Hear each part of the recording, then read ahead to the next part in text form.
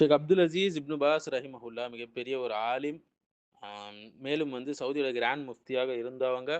அவங்க அரசியலிலும், தேர்தலிலும் பங்கேற்பது பற்றி பல ஃபதாவாக்களை வழங்கியிருக்கிறாங்க. குறிப்பாக முஸ்லிம் அல்லாத நாடுகள்ல வாழக்கூடிய முஸ்லிம்கள், அதாவது முஸ்லிம் சிறுபான்மையா வாழக்கூடிய முஸ்லிம்கள் மற்றும் இஸ்லாமிய சட்டம் முழுமையாக அமல்படுத்தப்படாத நாடுகள்ல வாழக்கூடிய முஸ்லிம்களுக்கு இது பொருந்தும் என்று சொல்லியிருக்கிறாங்க. பங்கேற்கலாம் என்று சொல்லியிருக்கிறாங்க. ஈடுபடலாம் என்று சொல்லியிருக்கிறாங்க. எந்தெந்த ஊர்களுக்கு அப்படின்னு சொல்லி கேட்டீங்கன்னா, அமெரிக்காவுக்கு சொல்லியிருக்கிறாங்க. வாக்களிப்பது அல்லது போட்டியிடுவது அனுமதிக்கப்பட்டது என்று சொல்லியிருக்கிறாங்க. இது முஸ்லிம்களுடைய பாதுகாப்புக்கும், நன்மைக்குமாக வழியாக இருந்தால் என்று சொல்லியிருக்கிறாங்க.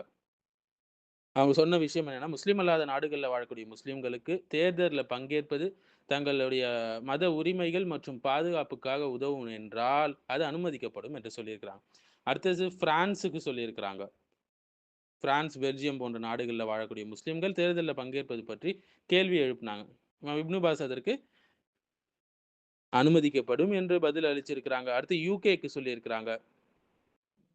யுகேல உள்ள முஸ்லிம்கள் தேர்தலுக்கு வாக்களிக்கலாமா என்று கேட்டதற்கு, முஸ்லிம்கள் தங்களுடைய பள்ளிவாசல்கள், கல்வி, மத உரிமைகள் ஆகியவற்றை பாதுகாக்க தேர்தல்ல பங்கேற்பது பொறுப்பான வழியாக இருக்கும் என்றால், அது அனுமதிக்கப்படும். சில நேரங்கள்ல கடமையாக கூட இருக்கும் என்று சொல்லியிருக்கிறாங்க. எல்லாரும் பங்கேற்கணுமா? இல்லை.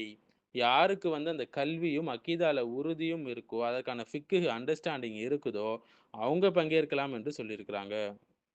இது அவங்களுடைய மஜ்மு ஃபத்தாவா தொகுப்புகள்ல இருக்குது. நீங்க பார்க்கலாம்.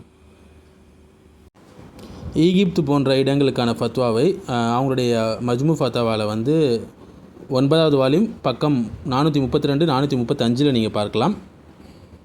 அடுத்து பாகிஸ்தான் போன்ற நாடுகளுக்கான ஃபத்தாவா தொகுப்பில் ஃபத்தாவா இஸ்லாமியாவில் வால்யூம் 2 பக்கம் 506லேருந்து 510 நீங்கள் பார்க்கலாம். மஜ்மு ஃபத்தாவா மகாலாத் முத்தனவ்வியாவில் வால்யூம் 9 பக்கம் 432லேருந்து 35. அடுத்து ஃபத்தாவா இஸ்லாமியாவில் தாரசலாம் பப்ளிஷ் பண்ணியிருக்கு. வால்யூம் 2 பக்க எண் 506லேருந்து 510 வரைக்கும். ஸோ கிபாருல் உலமாவுடைய ஃபிக்கு புரிதல் என்பது வேறு. நம்மளுடைய ஃபிக்கு நமக்கு புரியலைன்னா போய் படிக்கணும். அது போன்ற உலமாக்கள்கிட்ட போய் படிக்கணும்.